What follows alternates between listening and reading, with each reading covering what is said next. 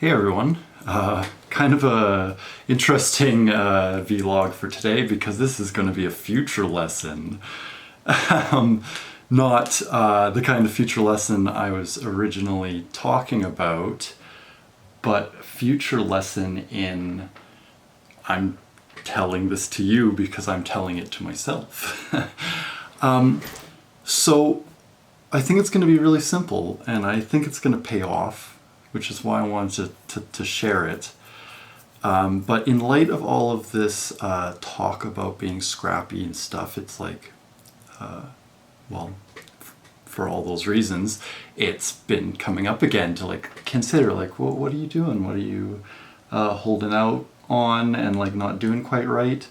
And so then I've been kind of thinking about that too, and it's like, well, my frustration always comes back to the fact that, sure, I have all of this stuff, but I have literally all day of work every day, arguably. Literally, if I were to work like a robot, because somehow I was, for 24/7, I could literally go from millisecond of the start of the day to millisecond of the end, and still have an enormous quantity of like game things to do to make what I need to do. But I was about to say game making, game business, but the business is that side stuff you feel. And it's like, yeah, you can do the bare minimum and you can keep your game business kind of rolling and you know, kind of staggering around. But simultaneously, there's tuning, I guess, and expertise and much needed updates and content and maintenance all throughout. So are you going to stop doing your literally 24/7 thing to do that? And it's like, well, but then I won't be doing that. And well, especially as a solo, everything grinds to a halt. So I've been trying to consider how do you get at that, and today was kind of fortunate because I was doing some business planning stuff already, and I'm going to do a vlog about it, or whatever, a log about it. But basically the idea is that I want to take that idea of being scrappy and take that idea of, I guess, clawing back some of the much needed maintenance stuff and extra and auxiliary things that you need, but have to take second to, let's say, your game project, and kind of carve out a thing that allows me to reliably do that, which is have a take stock day. So I feel I liked the terminology of taking stock, because what you're doing is you're going through and you're looking through, you know, what you have. And I think that's the very perfect place to be for it, which is you're looking in and going, okay, what do we have? And then you go, well, that's great. This can be improved, that can be improved, that can be improved, this can be improved, that can be blah, blah, blah, blah, all throughout your like pillars and columns or your islands, whatever you want to metaphorically call like the various divisions and subdivisions of your games and who you work with and all this stuff.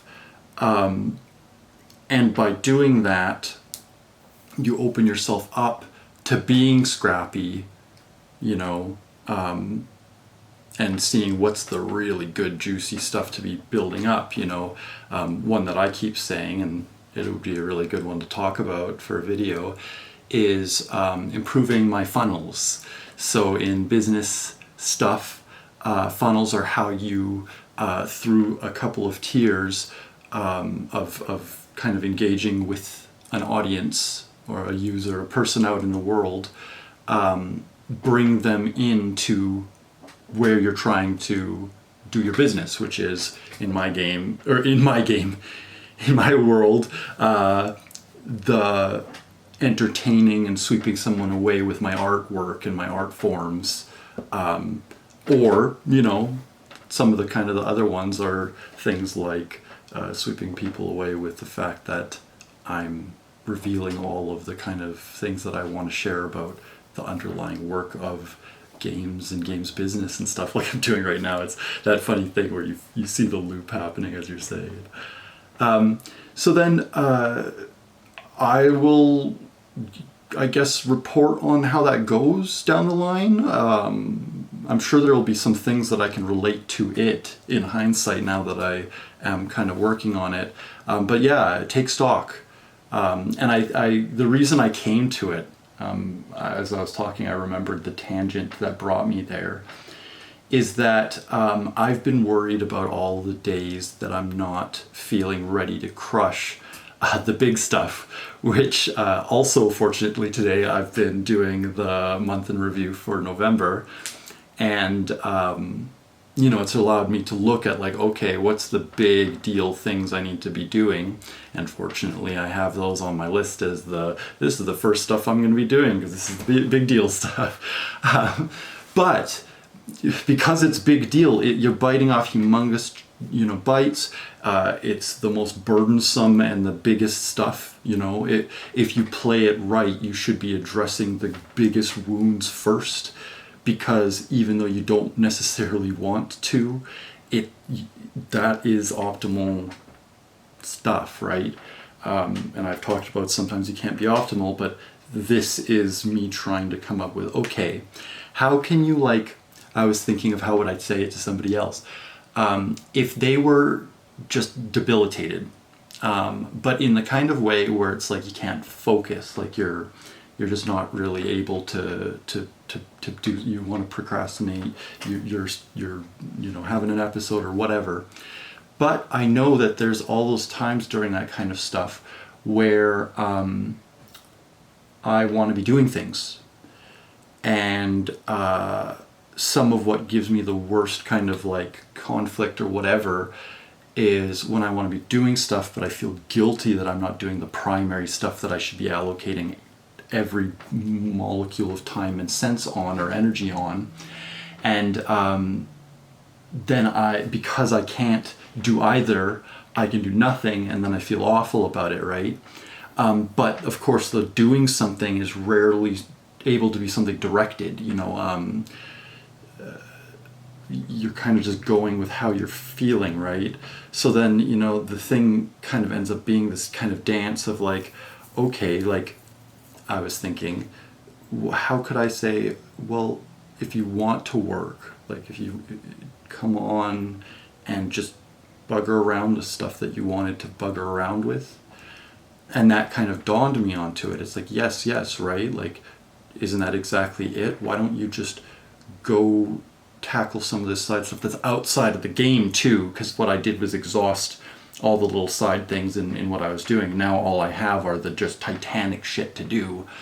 I'm at the bedrock, I was saying, so now I have to start like drilling and like getting through that. And it's like, it's not impossible, it's just you need some really, really engineered equipment, and you need to just slow and bore through that surface, right? Like it's going to be slow and meticulous, and if you just can't process and handle slow and meticulous, oil up the gears, I was saying that kind of stuff, but it's that's all metaphorical. Like, what's oil up the gears? Like, what do you do? And it's like, take stock is a really good one if you can do that, right? Like, if you can just only really focus on a little bit of everything, like, it's a nice one where you get to kind of be vision and fanciful, and you're delighting, I guess, in all the potential and where things can lead.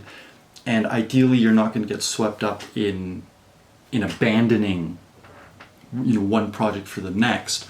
What it is that you're kind of talking about digging and stuff like that, is like you're brushing off layers to like bring out a form that was already there. Like, don't go smashing through.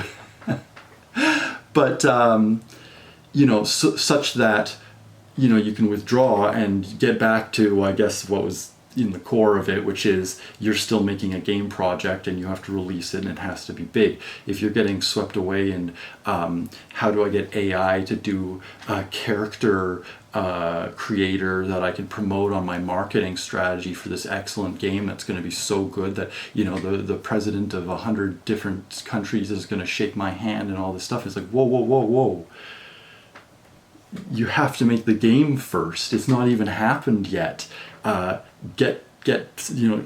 back, only, that's it. You only dust back a few layers and then go back in when you've got the fervor to go back at the systems and start digging into the bedrock. I guess the metaphor would be better is to sweep away the sand from the bedrock drilling hole that you've got going, or I don't know, leave me alone. But the point of these metaphors or allegories, I'm not a linguist, I'm not a language writing person, is that by trying to do this in a way that it can be enjoyable and nourishing even in different kind of places, I can be getting stuff productive done, in the sense that, for example, I'm getting these bigger, broader views to kind of reorient and resample where I am and what I'm doing, and kind of put fires under different things, to get them going, such that it's like, okay, even though plans are changed, even though you're pivoting, and even though it hurts, and all these things that I've been bringing up just as, both venting and trying to reveal something more in it. I keep losing my train of thought. It's that when you can do it during those times and during those states, it wouldn't necessarily have to be so alarming and upsetting. And I mean, of course, you get to capitalize on that little ghosty was a dust. Do I have a beautiful... My dear friends, let me rub you with some blue.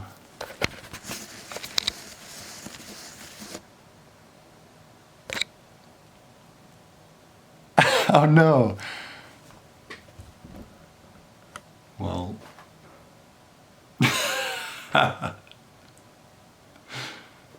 Oh, here, I know. There we go. The blue failed. The blue failed. Beautiful. Anyways, I got distracted and all that stuff. What I just mean to get at, and what I've probably iterated a dozen times, is just like, it's great, it's productive, it makes you feel better, and it's something that doesn't have to impact anything or be upsetting. And you never know when those things are going to be that whole like, oh, I made that post that I wasn't going to make that blew up and went viral, or oh, I drew that doodle that ended up being the framework for a whole emoji set. Like, you never know. Like, those things are always there and ripe for the picking. But when you're closing your slats, and then also, in my case, having a crisis when the slats are not even on your face and they're over there, it's like, no, stop and look around, take stock. And hopefully you can then be scrappy about the stock you took, and better do the scrappy things you need to do to succeed at the stuff you're taking stock of. And then actually make the project, right? You're gonna make the project, right? Or you're gonna watch me, right? The camera's they're like right beside the camera. I can see my grubby face. You! Trust me, you guys, I'm not crazy. I do this in the mirror all the time because that's how you learn. Small tangent, I guess I'm getting distracted again, but small tangent. In animation, you're supposed to look at real subjects to understand how they're moving and how they actually look. Also just in regular, not animation, but it's all illustrated art. But in doing that, Looney Tunes creator, one of the animators, or a handful of the ones that are recognized and known, would have a mirror right beside their easel. So when it's like, oh, hey, what's up, buddy?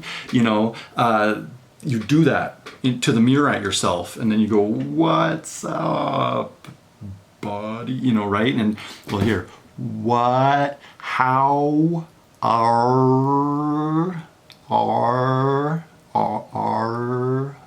o, teeth, e, but not e, r, rah, rah, rah. So yeah, that's how you learn that stuff and figure those things out. So yeah, thanks for coming along for the tangent of the tangent. Don't get killed in this part of the dream, or you'll die in all the rest of the dream. Hello from the past. See ya.